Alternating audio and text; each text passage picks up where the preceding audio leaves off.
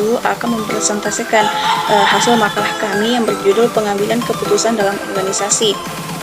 Bagian A,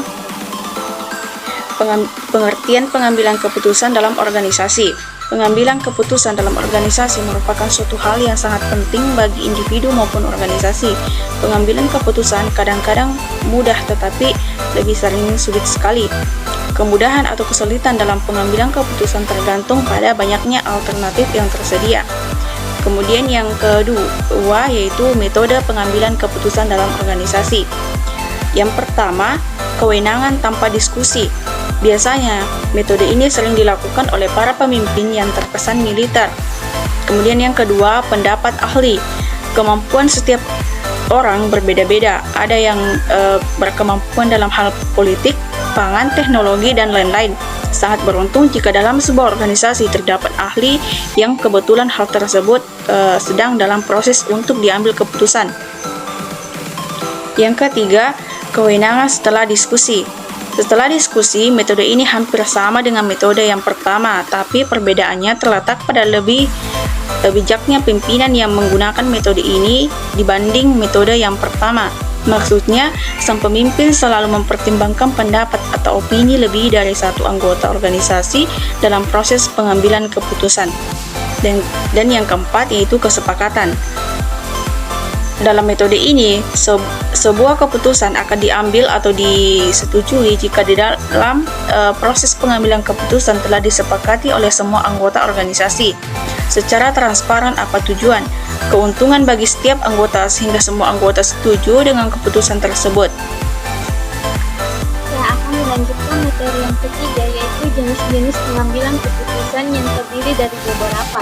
Yang pertama yaitu pengambilan keputusan berdasarkan intuisi. Keputusan yang diambil berdasarkan intuisi atau perasaan yang bersifat subjektif atau mudah terkena sugestif, pengaruh luar, dan faktor-faktor kejiwaan lainnya.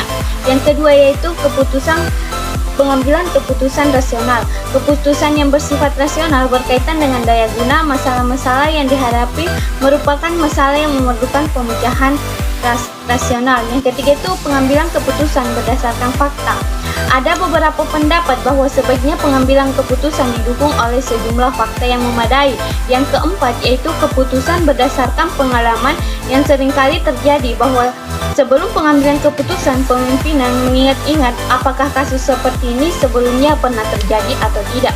Yang kelima itu pengambilan keputusan berdasarkan wewenang. Banyak sekali keputusan yang diambil karena wewenang atau authority yang dimiliki setiap orang yang menjadi pemimpin organisasi yang mempunyai tugas dan wewenang untuk mengambil keputusan dalam rangka menjalankan kegiatan demi tercapainya tujuan organisasi yang efektif dan efisien. Bagian D, faktor-faktor yang mempengaruhi pengambilan keputusan dalam organisasi. Menurut dari 1989, faktor-faktor yang mempengaruhi dalam pengambilan keputusan dalam organisasi sebagai berikut. Yang pertama, fisik. Didasarkan pada rasa yang dialami pada tubuh seperti rasa tidak nyaman atau kenikmatan, ada kecenderungan menghindari tingkah laku yang menimbulkan rasa tidak senang, sebaliknya memilih tingkah laku yang memberikan kesenangan. Yang kedua, emosional. Didasarkan pada perasaan atau sikap, orang akan bereaksi pada suatu situasi secara subjektif. Yang ketiga, rasional. Didasarkan pada pengetahuan orang-orang mendapatkan informasi, memahami situasi dan berbagai konsekuensinya. Yang keempat, praktikal. Didasarkan pada keterampilan individual dan kemampuan melaksanakan. Seseorang akan menilai potensi diri dan kepercayaan dirinya melalui kemampuannya dalam bertindak. Yang kelima, interpersonal. Didasarkan pada pengaruh jaringan sosial yang ada, hubungan antar satu orang ke orang lainnya dapat mempengaruhi tindakan individual. Yang keenam, struktural. Didasarkan pada lingkup sosial, ekonomi, dan politik. Lingkungan mungkin memberikan hasil yang mendukung atau mengkritik satu tingkah laku tertentu.